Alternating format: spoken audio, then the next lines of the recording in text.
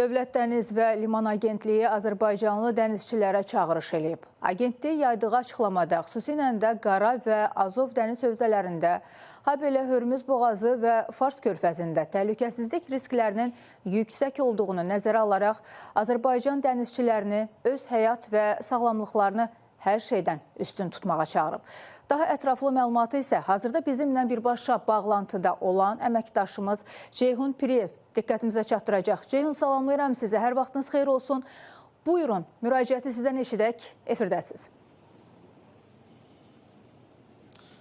Salam Jalə, sizin də qeyd etdiyiniz kimi son aylarda Qara və Azov dənizlərində xarici dövlətlərə məxsus gəmilərin bayraqları, daha doğrusu dövlətlərin bayraqları altında üzən gəmilərdə Azərbaycanlı dənizçilərin də həlak olması və yaralanması təhlükəsizlik məsələsini aktuallaşdırıb. Bu baxımdan Dövlət Dəniz və Liman Agentliyi məsələ ilə bağlı Azərbaycanlı dənizçilərə çağırış edibdir. Bununla bağlı daha geniş məlumatı qurumun mətbuat katibi Pərvanə İmanova verəcək.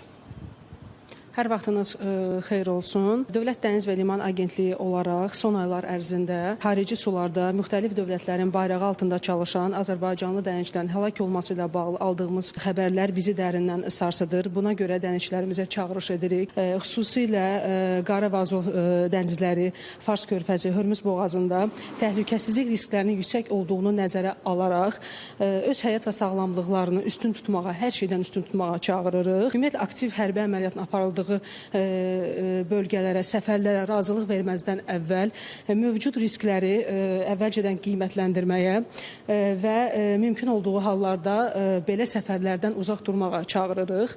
Ümumiyyətlə, gəmiçilik şirkətlərinin, aidiyyatı qurumları dənizçilərin həyat və sağlamlığını prioritet hesab etməyə və onları həmin səfərlərə göndərməzdən əvvəl bütün təhlükəsizlik tədbirlərini görməyə səsləyirik və bütün dənizçilərimizi isə ehtiyatlı olmağa, əzizlərini, özlərini düşünməyə və müharibə zonalarından uzaq durmağa çağırırıq və həlak olan dənizçilərimizə Allahdan rəhmət diləyir, əzizlərinə isə səbr arzuluyuruq.